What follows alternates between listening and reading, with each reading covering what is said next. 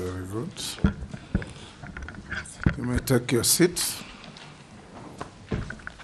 Dr. Baraza, welcome to this session of vetting your suitability to hold office to which the President has nominated you. This is a committee of Parliament discharging its responsibility under the Constitution and the law. Yours truly here is the Speaker of the National Assembly and the Chairman of this committee. With me on my right is the distinguished Deputy Speaker of the National Assembly, Honorable Gladys Boss. On my left is the Clerk to the National Assembly, and I'll invite all members to introduce themselves. Kamani Shongo. Junet Mohammed. Nelson Koech. I'm David Kosing, MP, Poko South. Vicaria David. Mary. Mary Emase. Abdul Rahim Dawood. I'm Ferdinand Kevin Wanyonyi. Owen Bayer. Robert Mbui. Stephen Mule. Didoraso. Abdi Shurie. Mishimboko. Caleb Amisi. Excellent. Dr. Baraza, we'll start by inviting you to make a brief introduction of yourself in not more than 5 minutes, telling us your name, your educational background, your work experience, and any key competencies that you have that you think is suitable for your appointment as a cabinet secretary. Go ahead. Honorable Chair, honorable members, I'd like to take this opportunity to appreciate His Excellency the President, as well as the nominated committee, to give me this opportunity to present myself as the nominated Cabinet Secretary for the Ministry of Health. Thank you so much for your invitation and consideration. That is your name, your education background, work experience. I am Dr. Deborah Mlongo Barasa. I am a qualified medical doctor. I have more than 18 years medical expertise and public health professional background. I'd like also to say that I am a wife, a mother, and has 4 lovely children. I'm also a twin. So I have a vast experience in terms of policy advice, strategic direction, technical advice, and clinical practice. I have worked in the public sector as well as the private sector. I have worked from the primary care level, the community health programs, up to national level at the Kenyatta national level. I have also worked with the national technical working groups within the ministry. Equally, I have served with multiple Ministry of Health focal points within the Eastern Southern Africa region. They are 22 countries in number, as well as the 47 WHO Afro member states, supporting them in strengthening their IPC or infection prevention and control programs. I have also been a participant in global strategies, global action plans, and also in the development of guidelines at a global level. In WHO, I worked for more than 4 years supporting various member states in strengthening their infection prevention and control programs. I supported them in matters policy advising, in strategic direction, and in technical advice. Implementing activities including development of guidelines, facility assessment, among others. My key achievements in the span of my medical practice include the strengthening of programs. At the beginning of COVID-19, we had only 4 programs within our ISA, 4 countries with infection prevention and control programs within the Eastern, South, and Africa region. And at this time, I'm proud to say that we have 22 countries within the Afro region which have strengthened their infection prevention and control programs.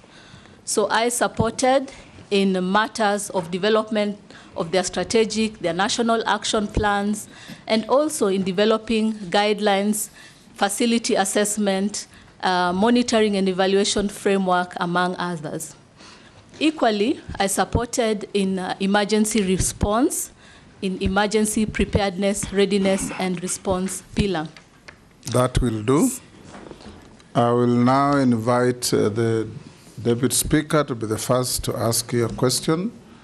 When questions are asked, to expect precise and concise answers. Deputy Speaker. Okay. Dr. Barasa, as you're aware, the health financing strategy of 2020 to 2030 notes that Kenya's health financing is inadequate, incomplete, and inconsistent, and poses a challenge to the establishment of a universal health coverage. And now, with the shift from NHIF to SHIF, the effectiveness of the transition is being debated by Kenyans. So, what are the primary gaps and challenges that you perceive in the implementation, and what should you do to address them if confirmed as Minister of Health?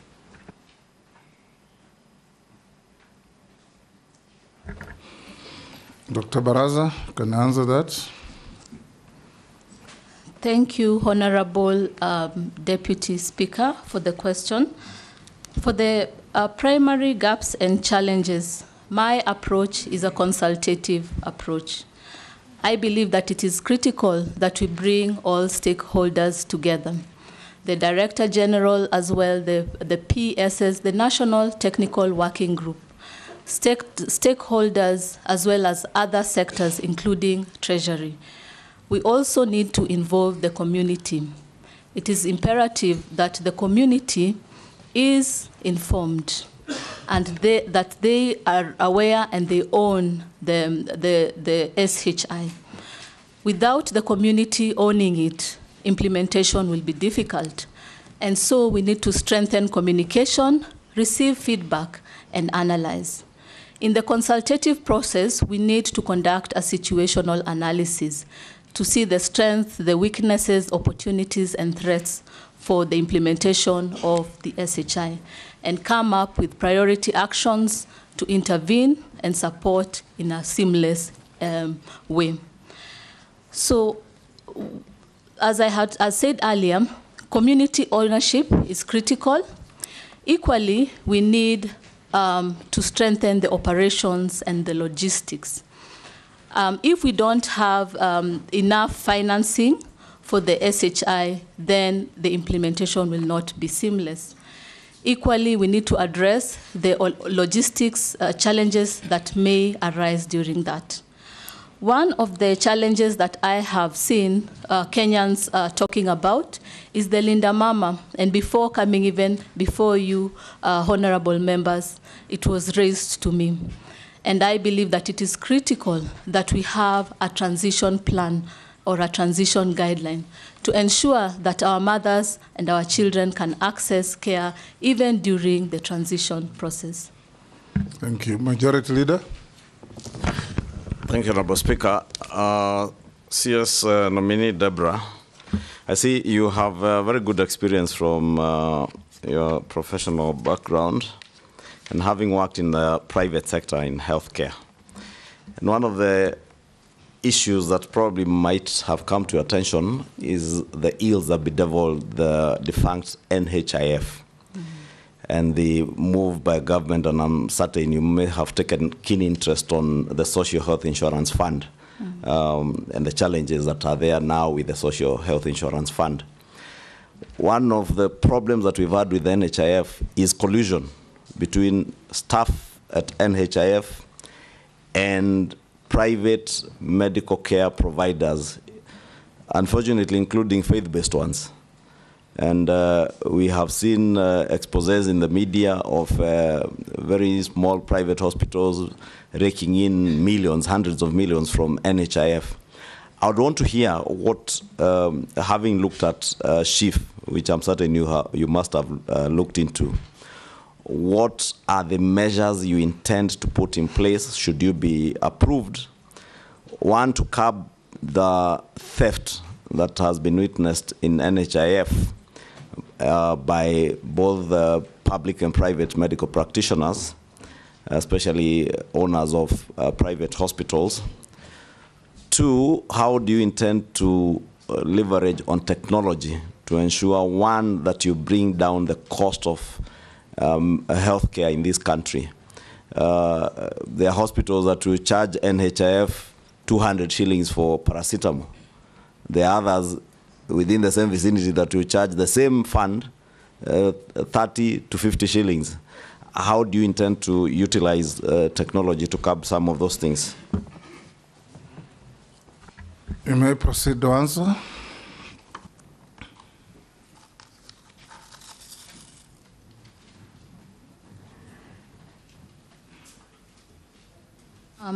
Thank you, Honorable Member, for raising the concerns, and indeed, I understand and have interacted with various Kenyans that have raised the very same concern.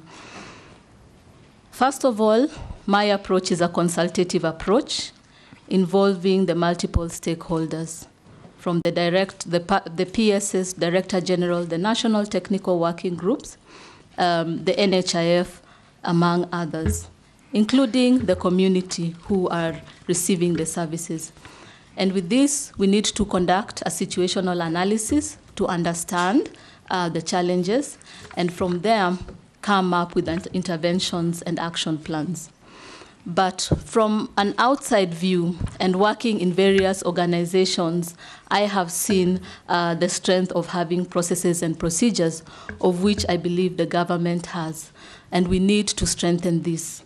One of the ways is using a digital platform that will reduce the human-to-human interaction and will be able to monitor challenges.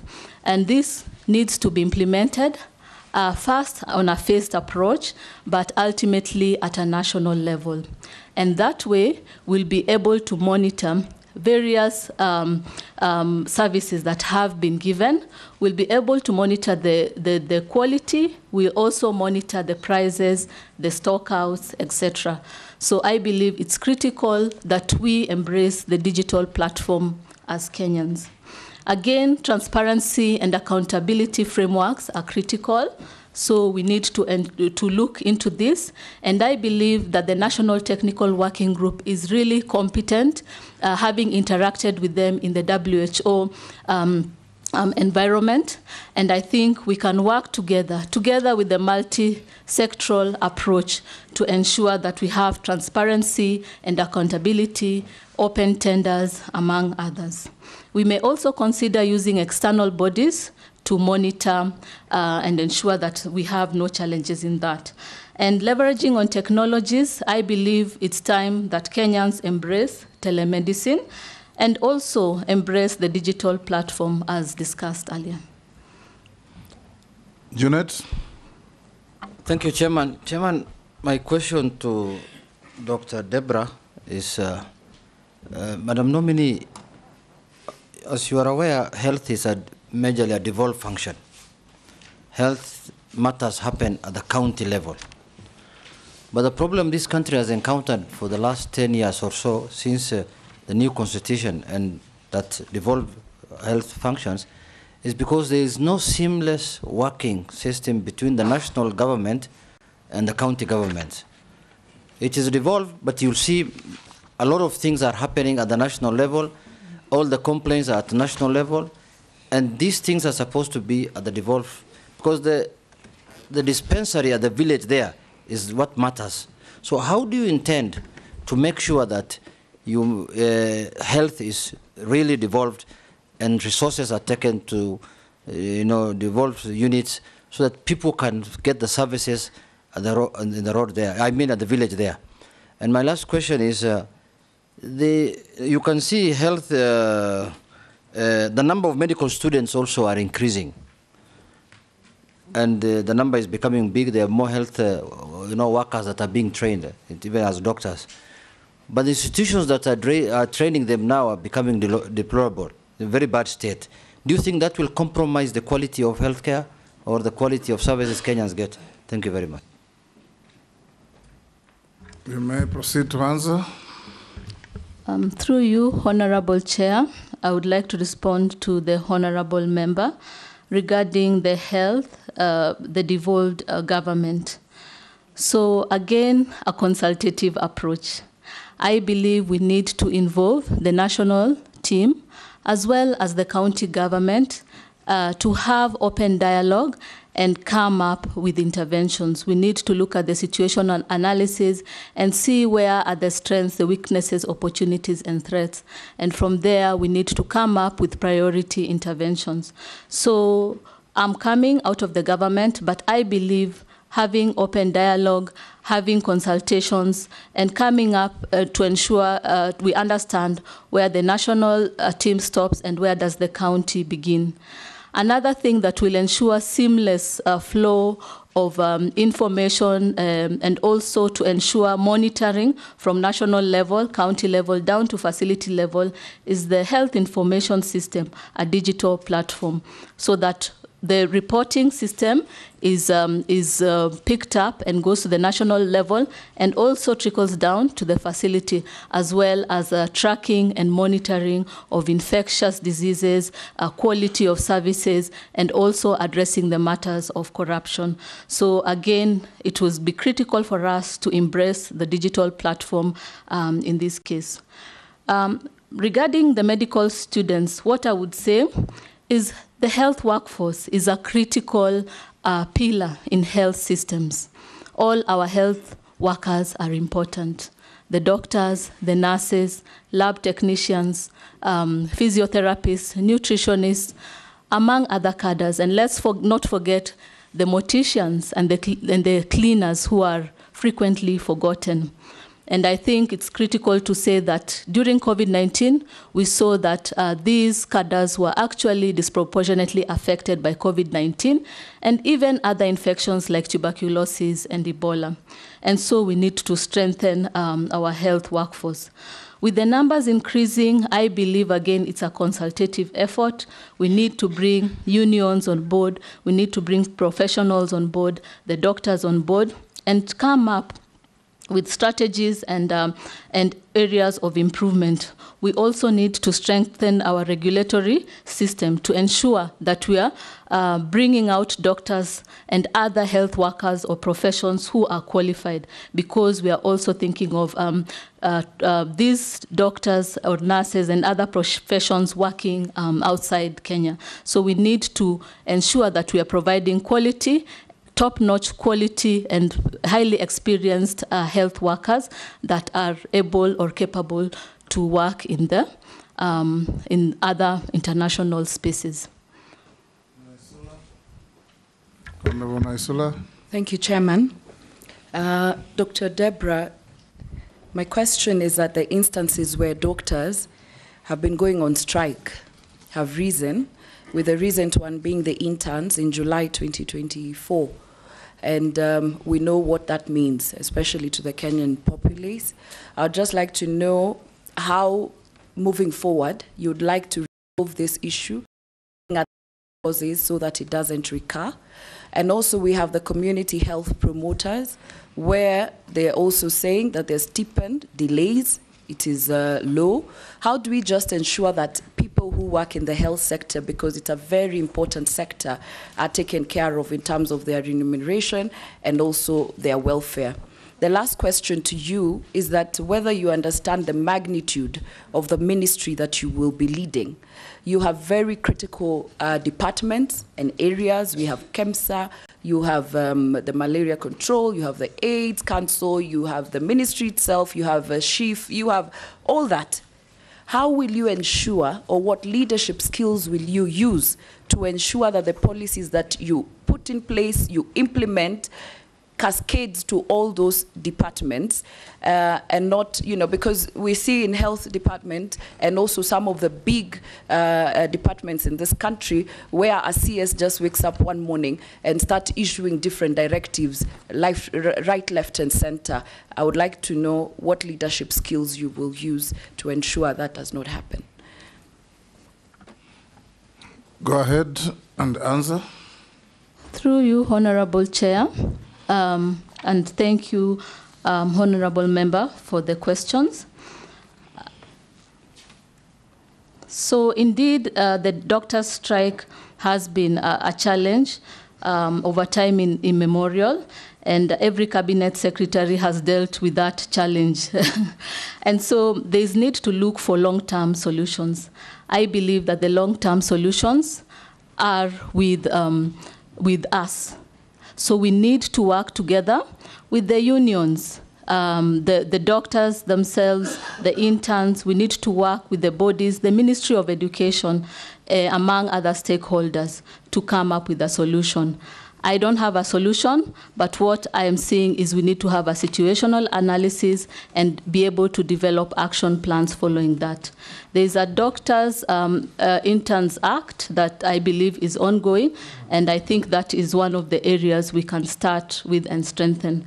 Equally, there are the return to work formulas that were given to the doctors, of which we can implement with support from Treasury and other sectors.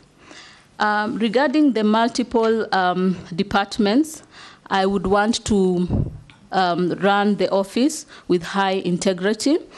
I have seen that we have wonderful national technical leads in the office. We have DG, we have the PSS. I believe by having weekly meetings and sharing reports, conducting monitoring and evaluation routinely, we can be able to strengthen this. But we need to align it with the national strategy and the MTP plan, identify the priority activities, the timeline, and the budget. And if the Treasury is able to provide the budget, then we can implement. And also based on outbreaks that are at hand. As you are aware, there's a monkeypox outbreak, and also we need to ensure that we are prepared and ready to respond to such outbreaks. Nelson. Thank you, Honorable Speaker. Daktari, universal healthcare was a key pillar of Kenya Kwanza manifesto. Given the recent High Court suspension of the Social Health Insurance Act 2023 and the Digital Act 2023 due to what they call insufficient public participation, what will be your strategy to ensure that the public is adequately informed and engaged in key decisions that pertain to their health welfare? How will you then increase public awareness about the benefits and procedures of National Insurance Scheme to encourage greater participation and understanding amongst Kenyans?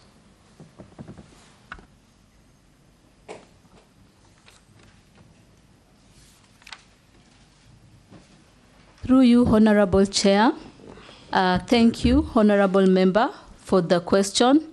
Indeed, I'm a believer of accessible, affordable, quality of care to all Kenyans, including the orphaned, the vulnerable, the needy in our community, the widows, among others.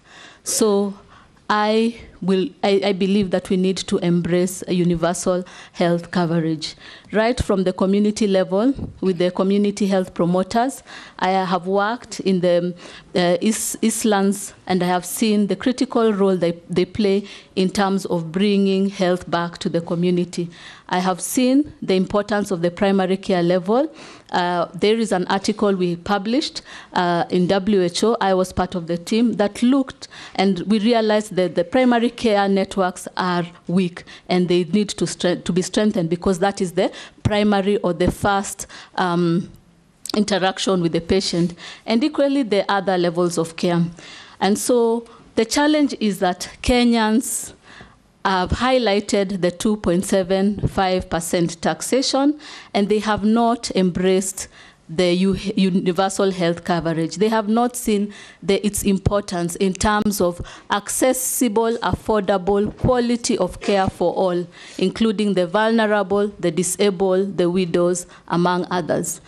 And I believe that it is critical for us to ensure that we have robust communication with the community.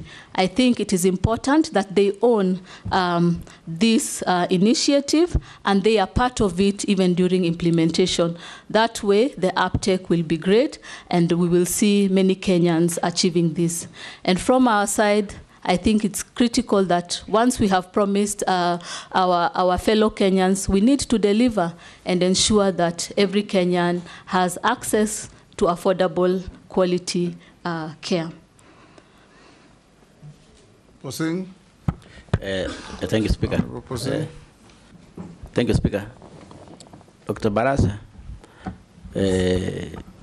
having been nominated for this position, you know that health is generally or greatly devolved. And there have been a clamor or a debate outside there that we should have a national commission for doctors or practitioners, health practitioners, and so on, and for good reason. And one of the reasons is to balance health practitioners at the county level, because that is where the biggest problem is, Madam Dr. Barasa. Because of lack of balance of medical or specialized medical people, you find that actually some of these hospitals are running like maybe, I would say, Panadol hospitals. All county hospitals actually run like Panadol hospitals. Because Panadol is just something small to make you at least live till tomorrow. Take an example of North Rift. Turkana County, West Pokot County, Elgeyo Marakwet County, Trans Nzoia County, even Bungoma County. Almost everybody is going to Eldoret for medical services. Why? Because they don't find those services. Maybe because of lack of specialized practitioners. So my two questions. One, will you support the clamor for the constitutional amendment to have this commission to be able to work out on that balancing of medical practitioners so that our people can get medical services at the right places at the county level? Or if that's a long term, what will you do if Parliament approves you, working together with governors, to be able to increase or help that health specialist at the county level so that at least we can have our people at local level receiving medical services? Thank you, Speaker. Through you, Honorable Chair, I would like to answer the question by the Honorable Member. Indeed, with the devolution, we've seen a lot of challenges. My approach, again, would be a consultative approach involving the counties, involving the National Technical Working Group, the DG, the PS, and all the stakeholders involved, including partners. And in this case, we need to have these consultations in routine basis to discuss the HR capacity. Additionally, we need to come with strategies, action plans, including regulations, to ensure that all the counties have the appropriate specialists. And we can monitor the presence and the activities of the specialists using a digital platform, of which I strongly advocate for. I can also say that I am a member of the Eastern Central Southern African College of Physicians. And in this program, I was the initial group of trainers that was trained in Entebbe. And this program was rolled out in Kenya. And we are almost having the first lot graduating, and they're 41 in number. Additionally, there are other specialist training going on for gynecology and obstetrics, as well as surgery. And these are areas that we can engage with the programs and see how to support the various counties so that they can have specialists trained within the facility. Vicaria. Thank you, Chair. Sorry. Daktari Deborah, Nitauliza kwa Kiswahili. Tuone kama tuta budget kubwa sana ya Ministry ya Health inaenda kwa mambo ya matibabu. Magonjwa yametendeka, tunaenda kutibu na mambo mengine. Kukaja na policy ya kuweka the CHVs, the Community Health Volunteers, ambaye wao watashughulika sana na kujaribu kuzuia kabla pengine, na unajua hawalipwi kwa wakati unaofaa, na zile hela pia wanazopatiwa ni hela kidogo sana. Pengine njia gani utatumika kuona kama wataweza kupata hela zao kwa wakati unaofaa na pengine kuongeza juu kidogo, ndio waweze kusaidia kwa kuzuia kabla haijafika ile ya kutumia hela nyingi ya kwenda ku. Pili, watu wengi wanapata ajali, emergency na mambo mengine, magonjwa ambayo pengine hayaku, ama kama ni accidents za barabara. Wanapoenda katika mahospitali yetu, nisiseme ya counties kwa sababu pengine kwa sababu hiyo iko devolved, lakini katika hospitali za serikali wanakatazwa kuwa admitted ama kuchukuliwa katika ile emergency ya dharura ya haraka kwa sababu hawana pesa za kulipa deposit na mambo mengine. Pengine ni njia gani utachukua kuweza kufanya hali hii isiwe ni kitu cha kurudiwa vile tunavyoona kila wakati? Asante. Answer. Through you, Honorable Chair, I would like to answer the question by the Honorable Member. Indeed, the community health program is critical because it brings health back to the community. And community health workers are a strong pillar in health system strengthening. And so we need to embrace them and support them. Working in Fikiria Jamii, which is which are 17 clinics in the Eastleigh region, the eastern side of Nairobi. It covered Shauri Moyo, Huruma, Mathare, Kariobangi, part of Korogosho up to Kayole. We were able to strengthen the community health program. And what we did is ensure that they were bringing mothers for antenatal care, bringing children for immunization, distributing disinfectants, providing preventive promotion care and rehabilitation, because they were part of the community. And the work was marvelous, and I'm happy that the country is embracing the community health program. And so we need to support them, and again, a consultative effort involving the multiple stakeholders so that as a team we can come up with action plans and interventions. Equally, we need to involve other sectors like the Treasury and see if we can have funds to allocate for their support. Additionally, partners are critical as well as the CSOs. So we need to involve partners to collaborate and synergize our efforts in order for us to have the fruitful implementation of community health programs and universal health coverage in general. For the emergencies, again, even as we transition, we need to ensure that they are covered, and we need, even in the UHC program, part of what is covered is emergency conditions. And so I believe that by incorporating this, all Kenyans will be able to access care even in emergent situations. Honorable Robert Mbui. Yeah, thank you, Mr. Speaker. Nominee, corruption cases have been a major problem in the health sector. Some time back, there were those clinics that were bought, containers that were being charged at about 10 million a piece, which was highly exorbitant. And recently also we've seen when we had COVID, there were scandals at KEMSA, and there was even a recent scandal under this regime which led to the dismissal of the PS then of health.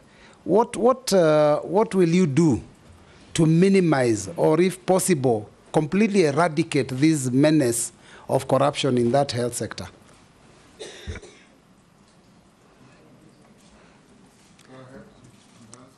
Through you, Chair, I would like to address the issue of corruption by honorable member. Again, a consultative effort. It is important that we think strategically, involve the various stakeholders involved, the National Technical Working Group, the PSs and DGs, to understand, to conduct a situational analysis and see where the gaps are. But from my opinion, I think that we need to strengthen the processes and procedures that exist. And one of the ways is through a digital platform. That way, we reduce the human-to-human interface. We can be able to track, say, for instance, how a Panadol from batch 001 gets from the national up to the patient's hand. Yeah, and so we'll be able to ensure that there is a seamless flow. So I am an advocate for the digital platform. Equally, we can involve external bodies to monitor also the challenges that are involved therein, and we can have routine meetings and feedback. Additionally, we need to have accountability and visibility frameworks, and also work together with the various commissions to address the issue of corruption. Baya. Thank you very much, Mr. Speaker. Mr. Speaker, I've listened to the nominees so far, Deborah. My name is Owen Baya. I'm not the honorable member. I hear you talk about situational analysis. I hear you talk, I've counted them, there are 10 now. Digital platform, there are 8 consultations, there are around 7 there. You keep on using the same ones all the time. But the health sector is a big thing, big, very big. And I think it carries one of the biggest budgets in this country. And it has been a Tower of Babel, okay? There are a lot of conflicting people striking, court cases, a lot of issues. It requires a very high level of leadership. And that high level of leadership is policy. But as I listen to you, I'm not hearing you enunciate or really bring out policy issues apart from consultation.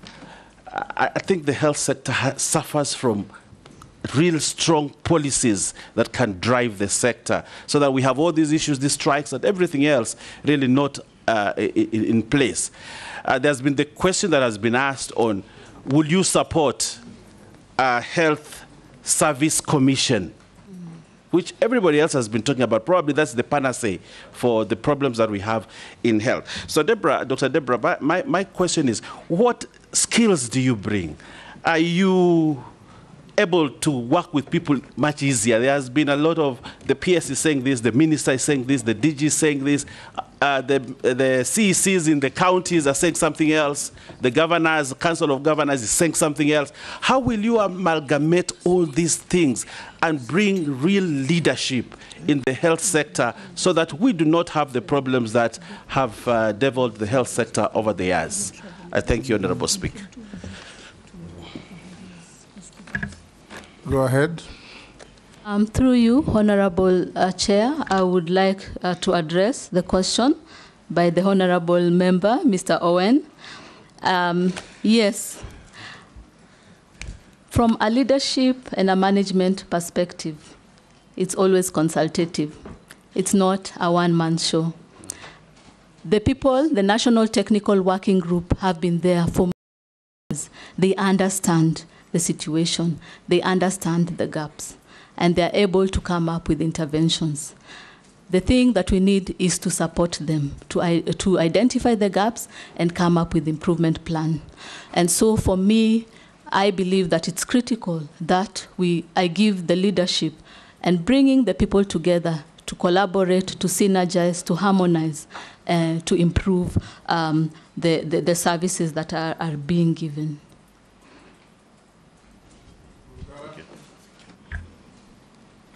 Thank you very much, Mr. Speaker. Dr. Deborah, 2 very quick ones. Ministry of Health is one of the most important ministries in the country. It's for the rich and the very poor, it's for everybody.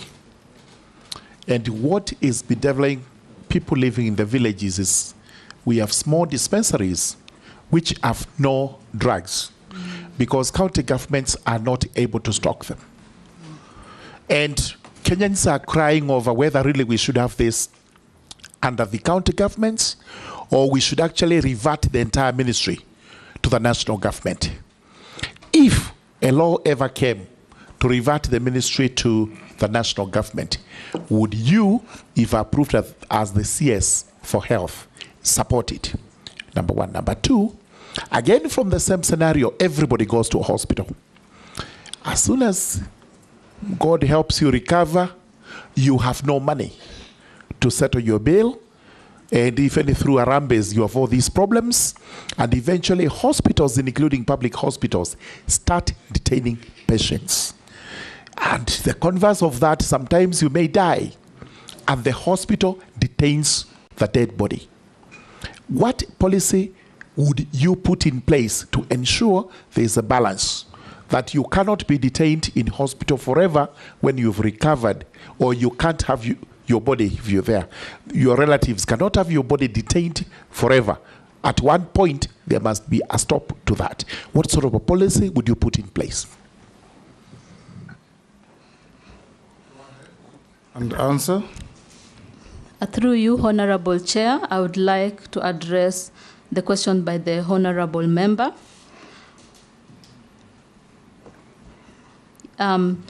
Yes, so currently we have a devolved government, but we need to ensure that the supplies and we are monitoring and ensuring that the supplies and services are ongoing in the last mile. And that's why I'm encouraging the digital platform. I have seen it work. I have seen it work in Fikiria Jamii. I've seen it work in Mater Hospital. I have seen it work in the World Health Organization. I have seen us track medicines coming into the port and distributing it across Africa. We can monitor. We can also ensure quality. We can monitor and ensure that the health workers are in the facilities and they are conducting activities as needed. So a digital platform is the way to go. There are many challenges that we face. There are many teething problems that will come. But when we have that, then even the counties can sit in their offices and be rest assured, looking at the quality, tracking on the medications, what is out of stock, etc. So a digital platform is critical. And again, about moving from county to national level, a consultative approach. We need to be strategic, yeah? It's not one man making decision or one woman in this case. I believe that we need to involve the county governments, we need to involve the national team and come up with the best interventions to address this. Deborah, before you go to the next question, please do hand over your documents to the clerk's team so that they can do verification while we are going on. The Honorable Ferdinand. Oh, you have one more question? The retention of dead bodies and recovered patients until money is paid to various hospitals. What will you do? That's what the Honorable Member has asked. Yes. So strategically thinking, we need to consult and see what are the gaps, what is causing this, and then involve Treasury. It's money. Yeah. So I'm coming out of government. So my first agenda will be to review these cases with the national technical team and the county government to identify what is causing or contributing to this challenge. And from there, I believe we'll be able to get interventions. Ferdinand. I think it's more or less the same thing, but all I'm saying, Madam, if we are going to be appointed as a CS in health, I think reducing the health care, let's be serious about it. As my colleague just mentioned, it's very, very serious, a crucial item as we members of parliament. Even now, as I'm sitting here, there are phones coming from my constituency, please, we have got Harambee. Yeah. But then, of course, you as a PS, you are coming in, should be able to have very strategic plans so that the expensive treatments like cancer, which is again coming up every time, should be able to come up with something very, very strategic for us to reduce the cost of treatment and, of course, affordable access to health care. Come up with something that can be able to save these members of parliament in having Harambes every other day, because somebody is going to India. Instead of us, somebody come here, had 2-3 cases where somebody went to India and he died there. So, and everybody now comes to me, how do you get the body here? But more so, this so-called cancer drugs, which is actually is an issue in this country. So come up with a plan. So I see your experience is very wide. So let's hope that you're going to have that kind of plans to be able to assist us in this. Can you say something? A statement, Dawood? Thank you. Just take into account the positive statement made by the Honorable Ferdinand. Thank you, Mr. Chairman. To Dr. Deborah, first, NHIF, will you change the system, or whichever it comes, that a patient can only go to one hospital, nominated hospital, and if somebody gets sick anywhere in the country or anywhere, they cannot go to any other hospital but just one? Secondly, I don't know if you answered the same question by my colleague. Would you consider that all health workers be moved to a health service commission, just like the TSC? And thirdly, the National Assembly passed my bill of cancer prevention in April. And with that bill, it talks about getting more oncologists trained, and because we've got 40,000 people dying of cancer, it's even higher than even COVID. COVID did not kill as many people as cancer does every year. And what do you think you would have interventions to train more people and have more cancer treatment centers in the country? And the last one is level 4 and level 5s. I'm not talking about dispensaries. Would you think that level 4 and level 5s should come back, like the referral Kenyatta Hospital, to the national government? Because 70% of the funds in the health ministry are held by by your ministry, if you are confirmed. So do you think level 4 and level 5 should be taken over by the national government from the counties? Thank you. 3 questions. 1, he says,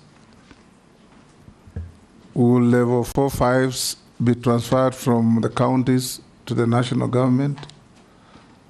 The second one, about the cancer treatment.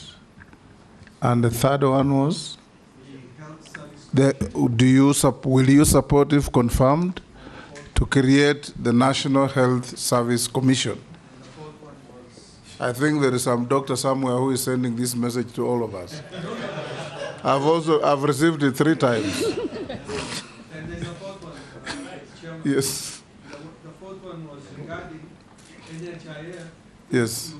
In one hospital, will she change the policy that it should not just be one hospital nominated? They can go anywhere, so long as they've got NHIF. They do not have to go to one hospital. Actually, that is part of the law you passed recently that is being challenged in court, isn't it? Go ahead and answer. Through you, Chair, I thank you, Honorable Member, for the questions. Yes, Nelson? I would purpose of this, if you just told the nominee, is actually so that you can address the members by their names.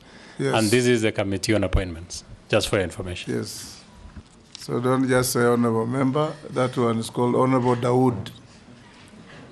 Okay, My go ahead. humble apologies for that. Yes. I will address them by the names. Go ahead. Thank you, Honorable Dawood, for the wonderful questions. First of all, I would like to talk about local production of medicines and consumables. I think that Kenya, we need to embrace this. Local production of medicines, the health products, is really one way to reduce the costs of medication. And so it's an area that we need to embrace as Kenyans, and based on the budget, then we can consider strengthening this. In addition, regarding the NHIF, the universal health care looks at offering accessible care, affordable care, and quality of care to all Kenyans, including the vulnerable and those with disability, among others. And so the issue of only being able to be seen in one hospital is not part of the universal health coverage. And hence, I believe that once we have implemented the UHC, first of all, the community health promoters will be able to improve the prevention, promotion, rehabilitative interventions within the community. So even for cancer cases, they'll be educated on preventive measures, and those who are having terminal illnesses, rehabilitation will be ongoing. Equally, strengthening the primary care networks is critical because it's the first contact and it filters the mild cases, ensuring that the severe cases are the only ones going to the other levels of care.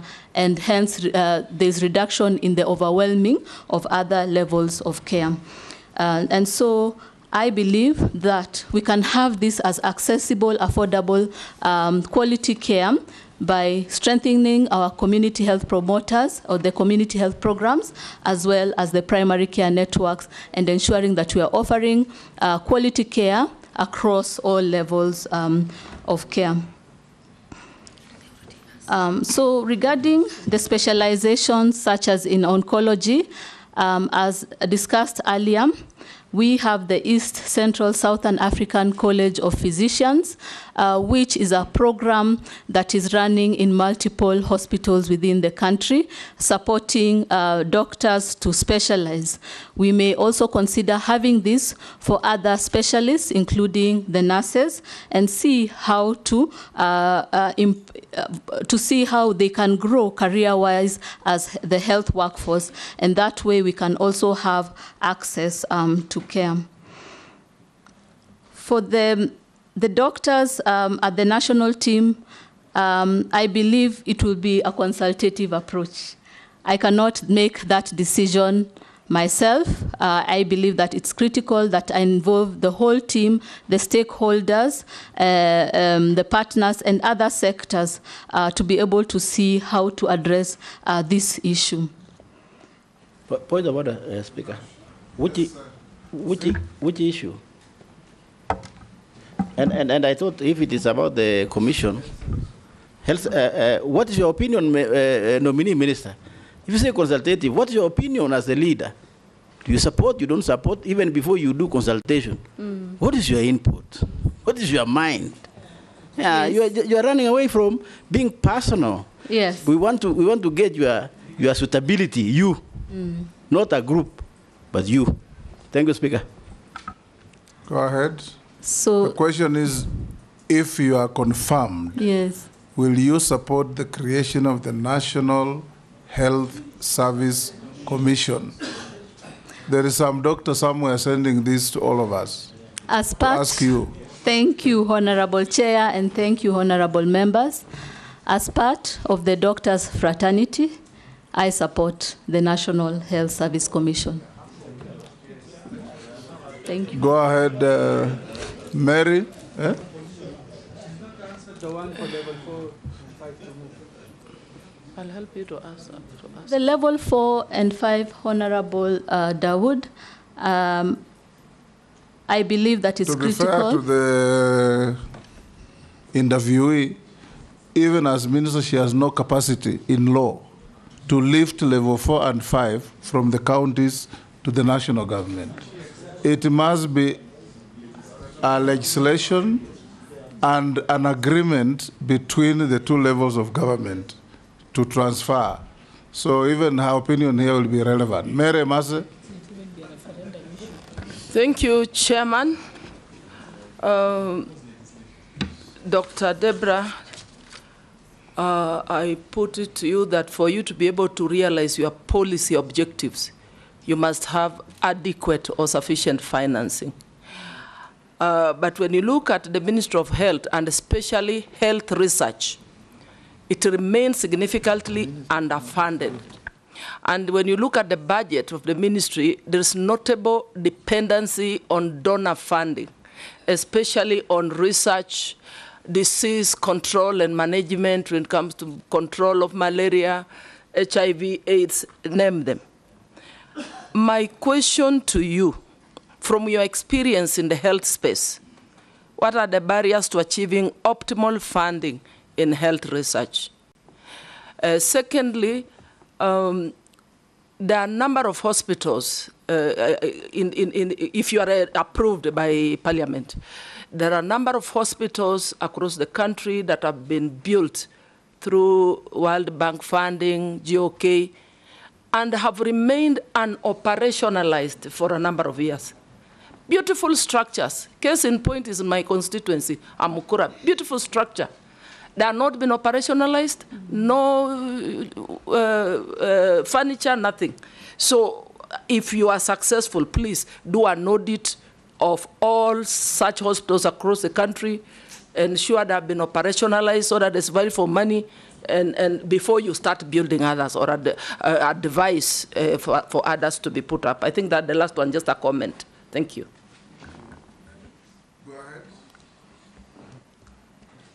Thank you, Honorable Mary, for the wonderful question. I have done a lot of facility assessment, right from the community-based organizations, various facilities at the different levels of care, and also at supporting various countries within the Eastern Southern Africa, as well as the Afro 47 member states supported by WHO.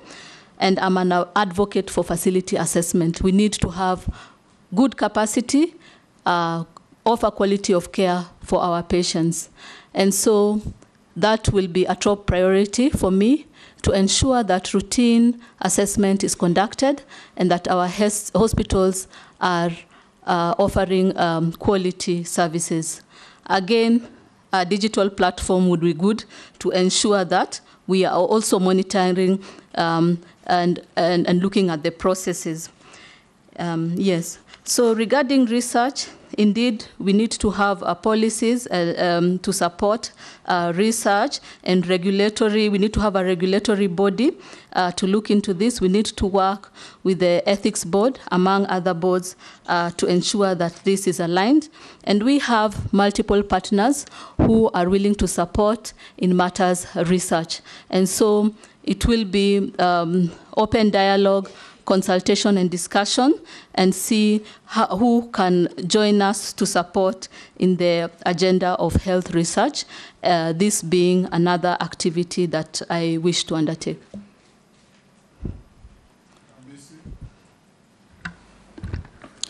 Thank you, Mr. Speaker. Mr. Speaker, first and foremost, I wish to state that the nominee comes from my county, and especially Saboti. But that will not conflict my assessment of her capacity to serve in that ministry. And I am comfortable from where I sit of her competence, but what I'm worried is that the ministries, especially the Ministry of Health, is a theater of politics. And, you know, the previous minister also hailed from my Saboti constituency.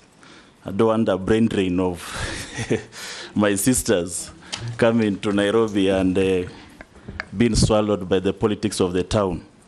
How are we kept in terms of interpersonal relations and the politics that goes around and the cabal of corrupt individuals around the ministries? How will you deal with it? Then secondly, the SHIF, NHIF transiting to SHA. I think a segment of it is called SHIF. Is it prudent? Why not revitalize the NHIF in terms of digitalization, prudent utilization of resources, instead of transiting, which means you could also transit corruption? Lastly, Speaker, it is my view that Kenya is ripe to be a medical tourist destination, just like Turkey, just like Malaysia, is a policy on tourism. The biggest is India. Yes, thank you.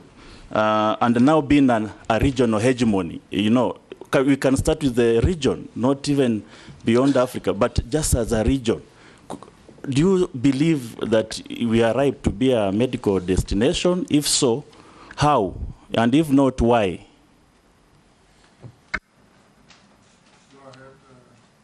Nominee. Thank you, Honorable Member.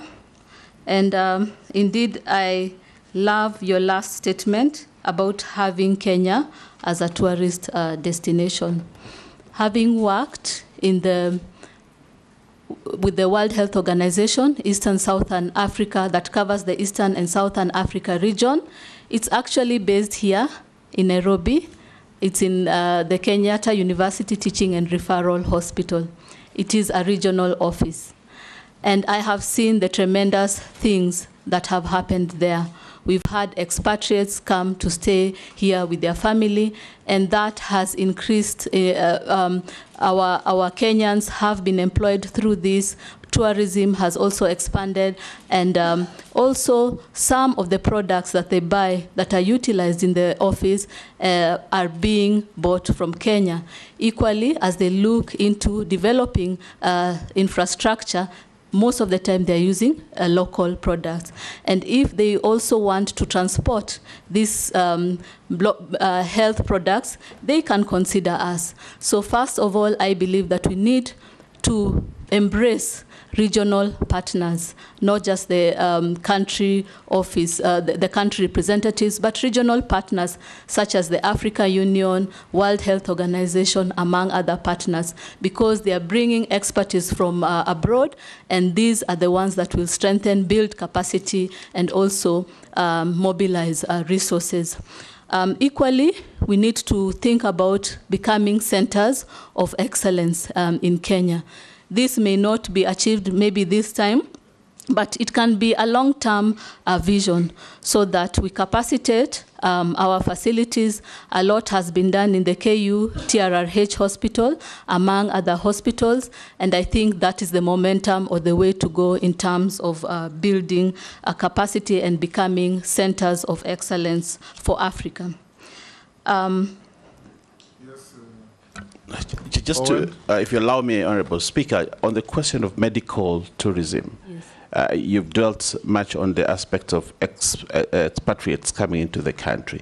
India is one of the countries that receives the most number of patients who go to live there, stay in their hotels, use their, so it's a big beneficiary of medical tourism. Tanzania, across the border here, there's so many people from the coast who go to a hospital that is called Muhimbili or something. And many of them go there, and they benefit a lot in terms of revenue because of patients going out there. Kenya has just been sending away patients. It has not been receiving. In terms of policy framework and legislation, what would you propose if you are given this opportunity to develop Kenya as a medical tourism destination so that we can reap big in terms of our giving out medical services and also in terms of bringing revenue into, in the form of tourism in the country? What policy and legislative frameworks would you propose? That you combine with Caleb Mrs. question about medical tourism. Go ahead. And the Speaker also, the transit from NHIF to SHIF Orosha. Go ahead.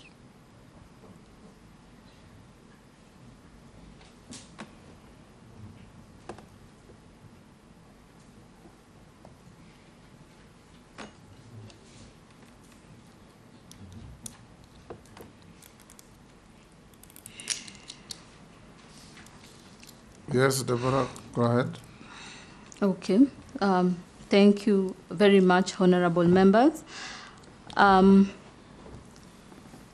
The first thing we need to do is assess and look at best practices from the other countries, such as India. What have they done in terms of building their capacity? And how can we improve? What are the timelines? What are the budget costs? In terms of specialists, we need to ensure that we have top-notch specialists in the areas, and also expand the medical equipment that can be utilized for this. And again, the infrastructure, the logistics, among other aspects that are involved. And so, yes, it is true that we need to have policies with regards to this, but in terms of how to progress, I think that we need to look at the priorities in Kenya. We don't have affordable, accessible, quality of care for patients. And I'll give an example.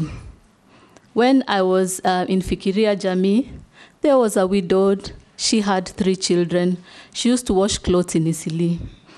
And this lady had developed complications, and we had to send her to Kenyatta Hospital. And so we had to dig deep into our pockets to get money for her transport and her consultation. Once we did that, she went to Kenyatta Hospital, and an array of investigations, including invasive ones, were requested by the doctor. They could have cost her an arm and a leg. And for treatment, it would cost her life because she could not afford it.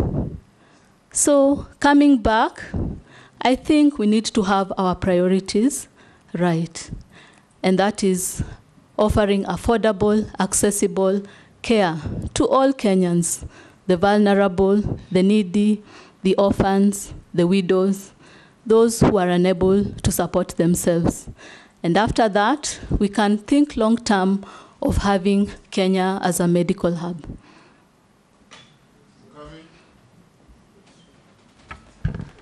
Thank you, Honorable Speaker.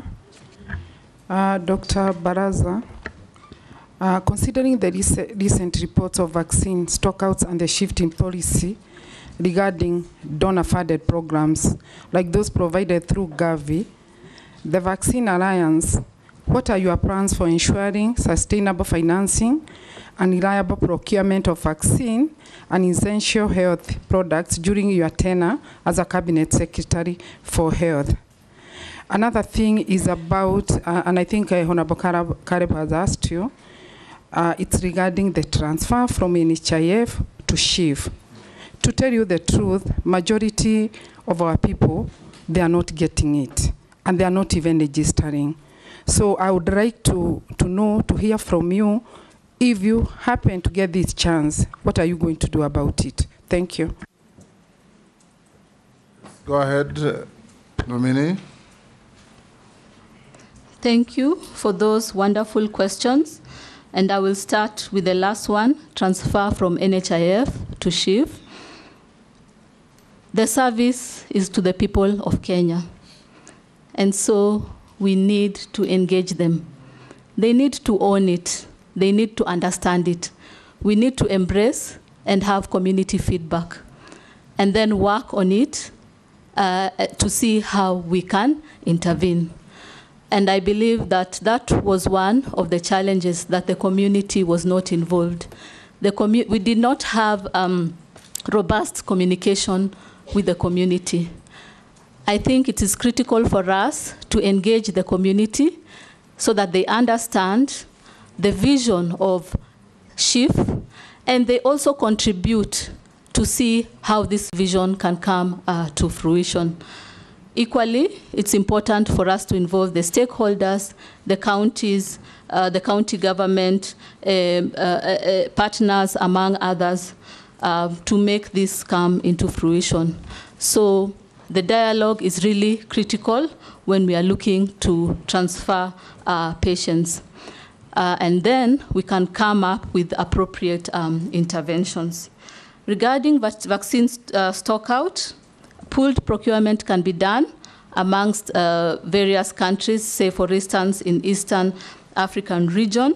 And then we can also consider talking to the Treasury and see if resources can be allocated, as well as discussing with partners in terms of supporting in the area of vaccine. Mishimbogo. Honorable Mishimbogo. Thank you, Honorable Chairman. Honorable Chairman, my first question, it is on the issue of the program dubbed as Linda Mama. This program used to facilitate free delivery by our expectant mother in this country. But right now it has been faced with quite a number of challenges, making women suffer, especially those who are expectant. I don't know if you're appointed, what mitigation measures are you going to put in place to ensure the Linda Mama program or a replica of Linda Mama program is enshrined so that our women will no longer suffer? My second question, it is about the rising mental health burden in this country, where some studies have shown that in every five people, one is suffering from health disorder. And this has been witnessed in our learning institution, especially in our universities, in our secondary schools, where we have seen love triangles cases, we have seen some suicide cases, some reckless killing, and so many other issues. And this issue is compounded by a fragile mental health system, socioeconomic challenges, and cultural attitudes. Given the existing mental health policies and action plans, what are the key challenges facing the mental health system? If appointed, what policies will you put in place to address these challenges? That is, the immediate, the medium term, and the long term. And also, is the mental health integrated in the UHC? My last question, Honorable Speaker. No, I have the last one. This is last one. The other time I asked only one question, Honorable Chairman. I just want to ask the last question. Kenya right now has a deficit in terms of doctor-to-patient population. Now with the government directives, which frees new employment and term wage bill, what strategy are you going to ensure that we have more health provided, and especially for those dealing with chronic diseases such as cancers, because we have few oncologists. Also in the mental disorders, we have few psychiatrists. What are you going to ensure that at least we have more specialized doctors? Thank you. You followed 3 questions. Linda Mama, will you bring it back in its same form or another? What do you do with mental patients and mental health care? Okay. Yes, through you, Honorable Chair, I'd like to address the concerns. I am a beneficiary of Linda Mama, and my daughter is a beneficiary of Linda Mama. And so I'm an advocate of it. And I will ensure that it's incorporated if SHIF is rolled out. Now, during the transition period, at times, such activities may, fall through the cracks, but funds have been allocated from the discussions we were having while I was in WHO with the national team. So we need to have a transition plan or guidelines to ensure that some of these critical covers like the Linda Mama are always there when we are transitioning. So this is an area that we look to and ensure that all mothers and the children are covered. I will combine the mental health and doctors to patient population. Indeed, this is not just the doctors, but the health workforce in general. We need to look at how we can protect them and how they can grow in their career.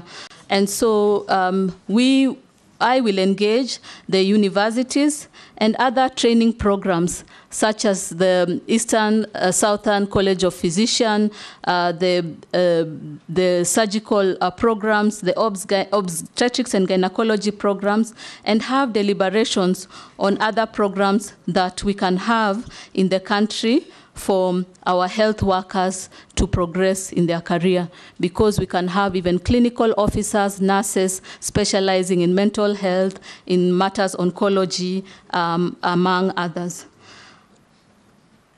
Equally, it is critical, again, as I said earlier, to strengthen the community health programs and the primary care networks with mental health specialization, or professionals that have been trained in mental health. And so these are areas that we can look into addressing. Sharia. Thank you, Chairman. Dr. Deborah. KEMSA has been in the public domain for procurement irregularities affecting donor funds. What's your comment on that? And if approved, what policies do you have in mind in safeguarding public resources and the management of KEMSA? Question number 2. Chapter 6 of the Constitution and the Leadership and Integrity Act 2011 imposes the highest standards of trust and integrity for state and public officers. And this is in relation to what my colleague was saying. How do you intend to address the public perception of the Ministry of Health as a mafia house associated with corruption and lack of accountability? What specific strategies will you employ to enhance transparency, restore public trust, and ensure that the ministry operates with the highest level of integrity?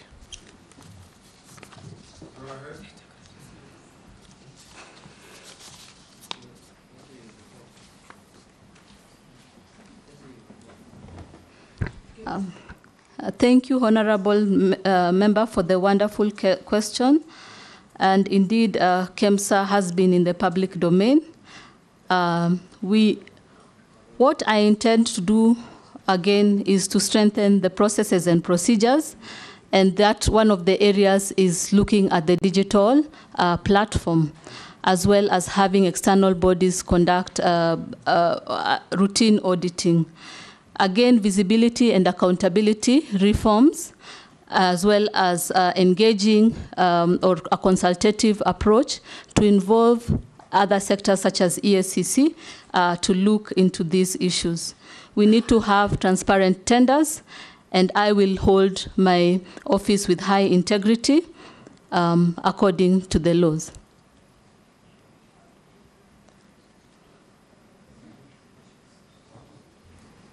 Yes, Didaras. Thank you very much, Honorable Speaker. Dr. Deborah, a healthy nation is a wealthy nation. And I want to echo my colleagues, what they have said. The health docket is a big docket. It's a very serious docket. And also is a docket with a lot of contestation and a lot of conflict. Having said that, almost 4 years ago, we sent many doctors to Cuba. And also Cuban doctors came to Kenya. We never had any feedback. I really want to hear from you what has been that feedback, whether positive or negative, and if there are any positive things, what is it that we have been able to borrow from the Cuban health system? A second question is, you have been a medical registrar at Kenyatta National Hospital. Across the road, you walk to Nairobi Hospital. In Kenyatta National Hospital, you have the largest Kenya Medical Training College in Eastern Central Africa. And also, you have the largest teaching hospital, university, that trains doctors. When you compare the two facilities just across the road, in one you are in Europe, and in the other one you are in somewhere in Africa, not even in Nairobi. Just in case this committee is going to approve your nomination, what is it that you are likely to do so that we are able to see a better facility at Kenyatta?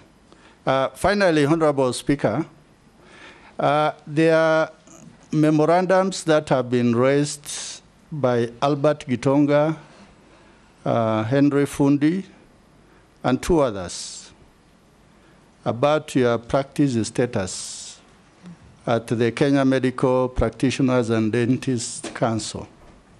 What have you got to say about that? Thank you, Honorable Chairman. So, in terms of the feedback for the Cuban doctors, I have not been to the ministry. I'll be new to the ministry, and this will be a priority agenda. So I will review, and I'll be able to make a report and share with the Parliament. Regarding the training in the Kenyatta National Hospital and how to make our facilities better, routine facility assessments, identifying gaps, and coming up with international interventions to build up capacity is really critical. And I will be an advocate for that and ensure that we are conducting routine assessment. For my practicing license, I am a qualified doctor. My registration is A6275. I have been in clinical practice from 2007 to 2020, compliant to license renewal. In 2020, I joined World Health Organization. It is a UN, part of the UN agencies. It is an international, independent entity with no affiliation to any member states. I was an international civil servant, offering services to 22 countries in Eastern Southern Africa, and the 47 member states also supported in the Afro region. So my work and my capacity was at an international level as a policy advisor, giving strategic direction and technical advice to various countries in the Afro region. Once the president nominated me as cabinet secretary, because of the courtesy and respect and coming back into the Kenyan medical environment, as well as the office of the cabinet secretary, I renewed my clinical practice. Mule. Thank you very much, Chair, and welcome, Dr. Baraza, to this committee. Chair, I've pursued and I've looked at the CV of the Dr. Baraza. Having worked at Kenyatta Hospital as a registrar, Mata Hospital as a promotion, worked at Eastern Deanery as a physician and promoter, and then straight to WHO. I have no doubt on your experience, but I have a serious concern of where you are coming from and where you are getting into. And I think Kosin alluded to that. We want to hear you, how you will transit. Having been in the medical fraternity for the last 20 years, where you are coming from is where things are done as the policy of the institution. You are joining government whereby complex law, interest, politics carries the day. Madam, with all due respect, I believe you are getting into the Ministry of Health, whereby we have several departments, starting with the doctors themselves, starting with the nurses, the procurement agency, KEMSA, the programs, everything.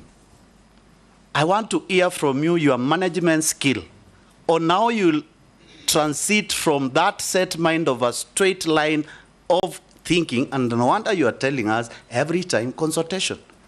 Here, it is whereby the law applies. The law which is applied at KEMSA is not the same law which is applying with the doctors, enumeration and hiring. So, my question starts with, how do you tell Kenyans you'll streamline supply and demand of health communities in this country to the grassroots level, putting in mind we still have a devolved government? Secondly, from the international community where you are coming from, there are those policies and guidelines which are being given to this country we must adhere to. One, Honorable Mukami talked about Gavi and vaccines. You know very well Gavi has been supporting this country for many years to provide vaccines and other commodities. But as a government, we have always delayed to pay these supplies, yet endangering the young newborns and the future of this nation by not being vaccinated and exposing them to diseases like polio. What is your take to how to progress on that? Thirdly, as a country, we are binded by all international commitments, starting with the United Nations Convention on on health policies. And I want to hear from you, how do we get out from donor-funded health programs in this country to a government-funded programs in this country on TB drugs, TB diagnostic tools, HIV drugs, HIV diagnostic tools, vaccinations and distribution of vaccinations to the country, malaria drugs and malaria transmission diagnostic tool. And last, how do you coerce the seamless working relationship between the Ministry of Health and the county government, putting in mind the largest budget within the ministry remains at the national government, and what is required to be transferred to the county government, it is transferred.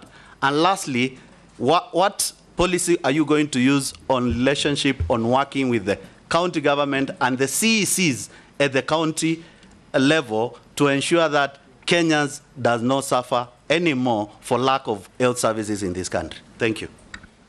Quite a mouthful. Can you answer that? Thank you, Honorable Member. Honorable Mule. Honorable Mule, my sincere apologies for that. And indeed, I sense a lot of passion in matters health. And if hopefully given the opportunity, I believe we'll work together to address some of these pertinent issues. Yes, so again, this will be a priority in my agenda to understand the situation and come back with interventions, seeing that I will be new to the ministry. So the issue of supply and demand, again, we need to strengthen the information system. I think my mind has been focusing on that because I have seen it work. I have seen it work in various organizations that I have worked in. I have seen it being rolled out. I've seen the teething effects, but I have seen the impact it has had. It has reduced on costs, it has improved quality, and it has enabled people to track and see where their stockouts, among others. So we can be able to track the supply of commodities up to the last mile. Yeah?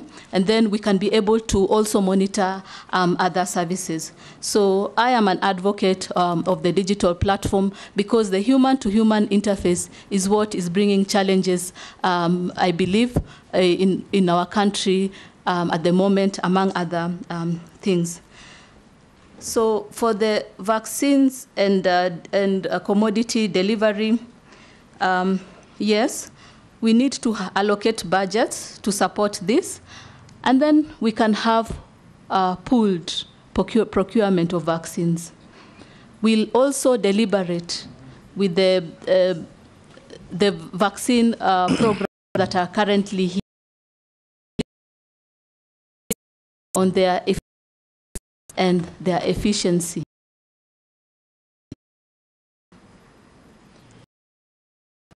Coming from my background, I know the concerns, the teething effects of vaccine production, and I know the members, the nominated committee wanted me to talk about vaccine production, but I think it is important that we go in depth and identify all these things before making commitment. In terms of health policy, for the dwindling donor funds, one of the areas we can consider is health insurance, but again, we need to have community ownership. The community need to embrace it because, you know, there are taxes involved. So we'll need to educate them and make them embrace it. With your support, with the county government support, the stakeholders, the partners, I believe we can make this successful. And equally, there are some programs which are, again, feeding into the universal health coverage, including maternal-to-child health programs, the TB programs, and so on. So we can see how to work as a team and synergize our efforts for improvement of services in Kenya. As we sit here, the Kenyans who are watching, and they have been sending some SMSs to almost all of us. A few of them, they say, in case you're approved, embrace biotechnology and diagnosis, harmonize salaries of health workers. They earn different salaries while doing the same job. Somebody else says there's a program called Edu Afia for students. It was suspended because of fraud instead of punishing the fraud. Another one says advise her to solve UHC staff menace. They get only half salary for full work. Another one says Linda Mama must come back. That's what Mishi was saying. Another one says ensure SHIF covers ICU costs which are unaffordable by all Kenyans. Another one says, how will you handle monkeypox disease if you are confirmed? And you had answered that. Yes. Yes, Mule. Chair, I did hear touch on the issue of diagnostic tools as recommended by the UN on the TB, HIV, and also supply of vaccines and drugs for malaria and the diagnostic tools for malaria. Please. Yes, go ahead. Yes. The ones I've given you are just comments extracted from SMSs.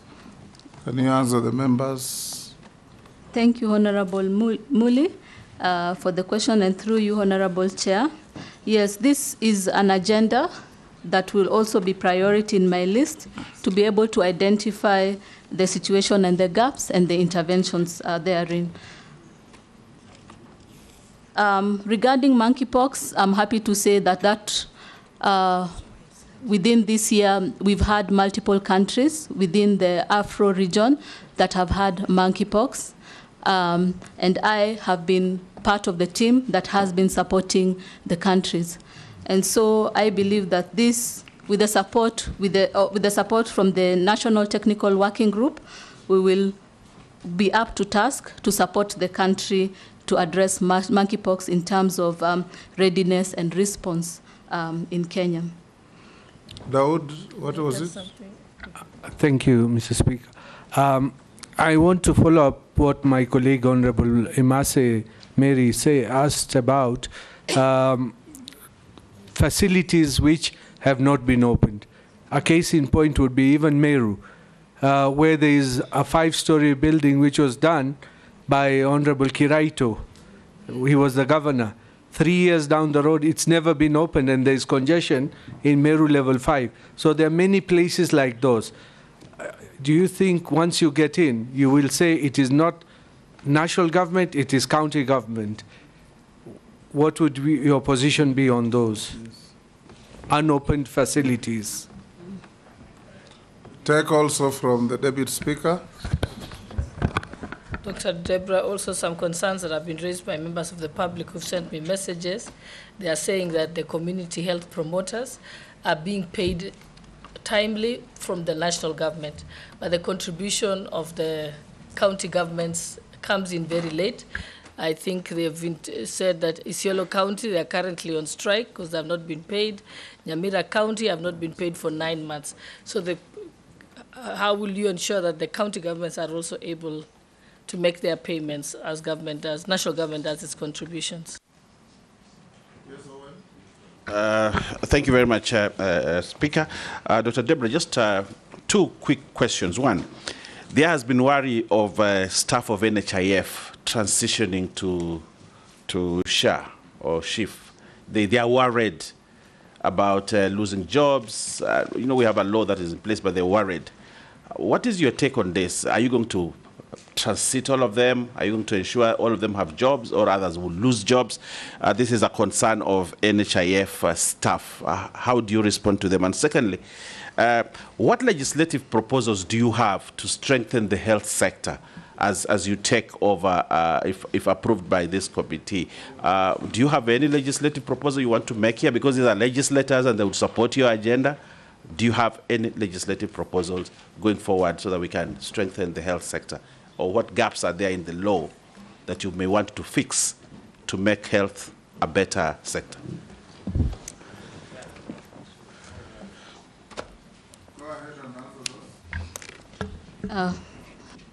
Thank you very much, Honorable Owen, and for the questions that have been raised. So I will start with Honorable Dawood's question regarding facilities and their capacity. It is critical for us to monitor the capacity of healthcare facilities to ensure that they are up and running and they are offering quality services. And so it is critical that we conduct routine assessment to identify gaps and come up with intervention. I hope to work together with the county government in terms of identifying the gaps and supporting, because healthcare, the health system is not just the infrastructure itself. It is the commodities, it is the services, it's the human resource. So we need to look at all those things and ensure that our healthcare facilities are up and running. And that is a task that I would wish to take up and in consultation with the counties. Again, the community health promoters, indeed, they are a critical component and a pillar for health service delivery. They are the ones who go to the community, supporting preventive, promotive, and rehabilitative activities. And so discussions with the county government on the gaps as to why they are not, the community health promoters are not receiving their money is really important, and it will again be part of my agenda. Regarding the NHIF, I'm still new to the ministry. I will need to review the HR capacity, the number of human resource that is required for the new insurance, but an intervention can be too much and move the HR, depending on their roles and responsibility, to the new area. So again, this is an agenda that we can have with the technocrats to see where the gaps are and how we can move the NHIF, because it is very sad when, you know, the sole provider of a family loses their job. And so this is something that we need to support our NHIF staff. Saying that the law that was actually passed in Parliament on the social health insurance and social health authority says that they will all be assessed, and if you have the skill set for the new system, you will be taken. So there is no guarantee. Don't set yourself up. When you get there, you'll get into trouble that you promise you'll hire them. They will be all reassessed, and if they are suitable, yes. If they are not, they will not be taken, because it was said that in NHIF, there are some people even who are geologists, and yet they're working there, or nuclear scientists. So their skills don't match the work that they're doing. Thank you, Honorable Chairman. You will be the last. Honorable Chairman, Kenyans have really been crying on the issue of public participation, and that there's so many decisions made in terms of Ministry of Health without their knowledge. My question to the nominee is, are you conversant with Article 232 of the Constitution on the values and principle of public service, and to what extent does your personal and work experience reflect these principles? I thank you, Honorable Chairman. Yes, Majority Leader. Thank you, Chairperson, Chairman. Yes. My last one, CS nominee. To me, you come across as a very young, diligent professional, but I have doubts in my mind. Will you be able to manage the cartels in Afia House? Because the home of cartels is Afia House. It was Christian Mafia House some time back. Do you have what it takes to fight the corruption cartels in Afia House, in NHIF, the cartels in KEMSA? Do you have what it takes? Go ahead and answer.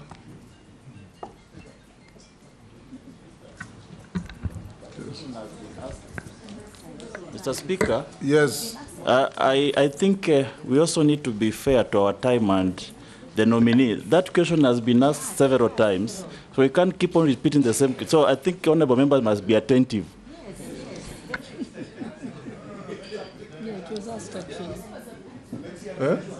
Speaker? Yes. Speaker? Yes. The question of the mafias and corruption was asked, but I think to be fair to the majority leader, he's asked about what he thinks in terms of demeanor. I think it is just more in her direct strategy. And even as you respond to that, I would tell you that the mafias always also say, we have seen many come and go, including the most recent one. So I think as much as that question has been asked, she can respond to it. Isula is taking over my job. Women power. Let's take Raso. Let's not do another round. Raso, just you'll be the last.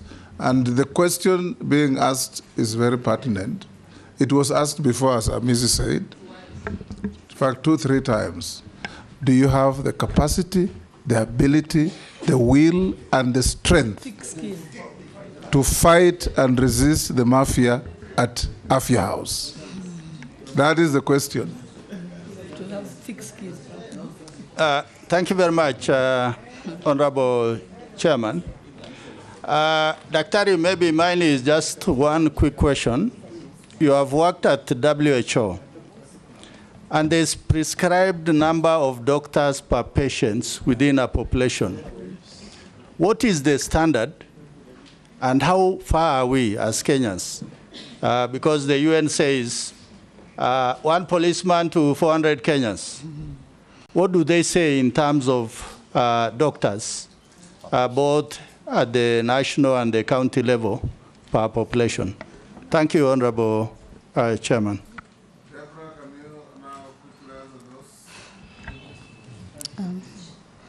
Thank you, honorable members, for the questions. With regards to public participation, yes, this is a very pertinent issue of which I am passionate about. I believe there's need for community ownership.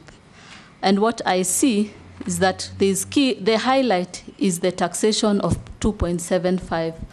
We are not talking about accessible, affordable quality of care for all Kenyans, including the vulnerable and the ones with disability. So there's need for robust communication. We need to strengthen communication to the community so that they embrace and they own this initiative. we need to gather feedback and see how we can address the challenges. We need to look at the misinformation and counter it. We need to engage the community. And one of the people in the community that we can use are the community health promoters. And so I think that, or I believe that the risk communication, community engagement, addressing all these things is really a critical highlight before embarking on this journey. Regarding being able to manage the mafias. You can't manage them, you confront them. That is what you have been asked. You eliminate them. So, Honorable Chair. Your colleague who came earlier said you neutralize them. First of all, we can look at prevention than treatment. And one of the areas is the early warning indicators. We can use a digital platform, yeah? We can use, open tenders or transparent tenders. And we can use independent bodies to monitor this. And engaging the EACC and other bodies in this. Go ahead. In the discussion. So I think we need to strengthen. You have the courage and the will, that is the question, yes, to confront the mafia, yes, and defeat them. I will hold my office with high professionalism, yes, and high integrity. Good. But she can't manage and treat mafia. She has to deal with them head on. She has said that she's going to manage and treat. We can't deal with mafia as like that. I think she's understood. You can't treat the mafia, you fight them. They are a criminal enterprise. And exactly. I think the Honorable Mukami did not get the nominee right. She said there can be preventative treatment, and my understanding was that preventative in terms of preventing corruption, if I got her right. And what she was talking about, curative, I think is what she was now explaining in terms of working with other agencies. It's only that she's a doctor, she's using medical parlance. Okay. The last question from Russell. What, from your UN perspective, is the doctor-patient ratio in an average society like Kenya?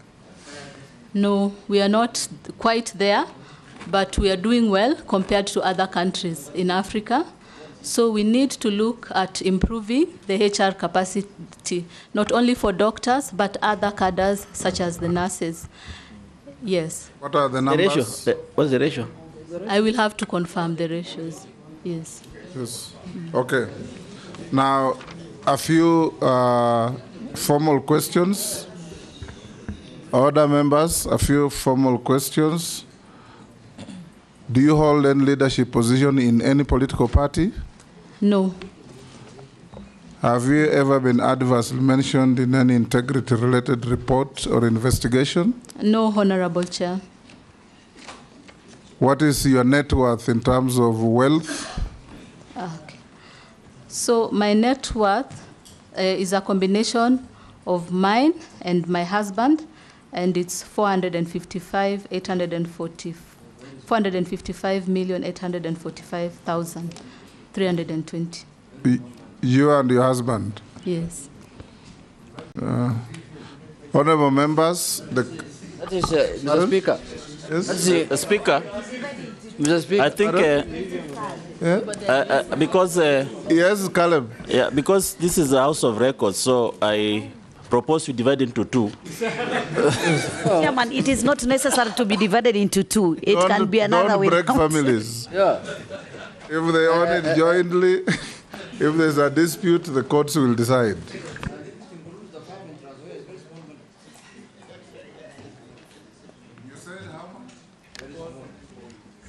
$455,845,320. Yes.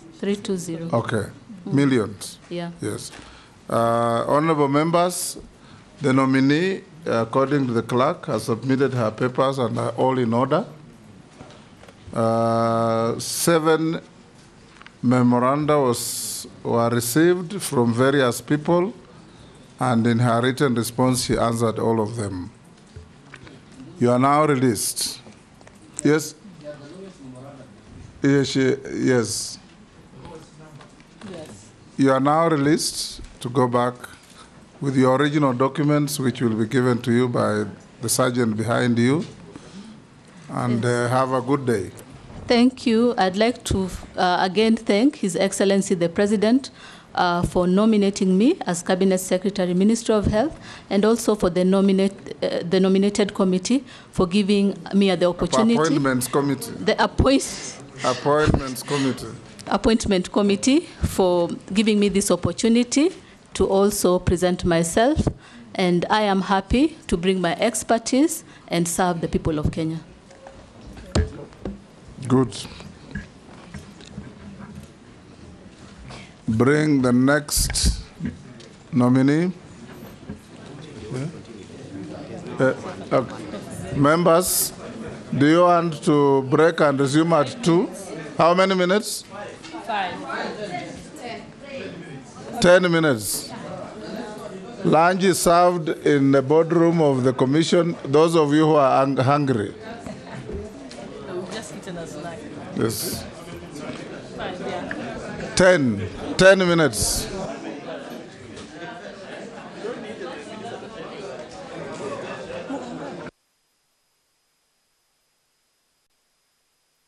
We'll do lunch after the next nominee.